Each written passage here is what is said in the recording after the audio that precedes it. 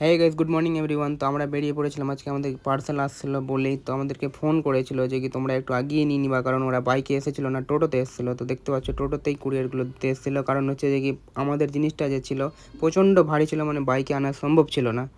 তো বলে টোটোতেই পাঠিয়েছিল ওখান থেকে। তো আমাদের আসতে কিন্তু অনেকটাই লেট হয়েছিল, কারণ মানে আমাদের যে চাঁচল অফিস আছে ওখানেই থেকে গিয়েছিলো। তারপর আমরা গাড়িতে লোড করে নিলাম, আর সাথে একটা চায়ের চুস্কি না মারলে কি হয়, স্ট্যান্ডে আসবো চা খাবো না, এটা কি হয়। তো আবার চা আমরা নিয়ে নিলাম, আর চায়ের কালারটা দেখো কি দারুণ লাগছে, আর কাপটা তো সাধারণ ছিল যাকে বলে। আর দেখতে পাচ্ছ ওয়েদারটা মানে প্রচণ্ড রোদ ছিল, এই দিকটা ভালুকা।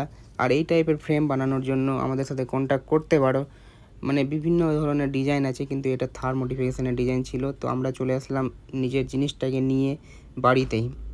তো এবার তোমাদের সামনে ওপেনিং করব, ওপেনিংয়ের মধ্যে কী আছে দেখবে তোমরাই। তো রনি ওপেনিং করছিল, এই প্লাস্টিকটা ছিঁড়তেই রনির পুরো ঘাম ঘাম বেরিয়ে গিয়েছিলো, কারণ হচ্ছে অনেক দূর থেকে আসে মাল, তো ভালোভাবে প্যাকেজিং করে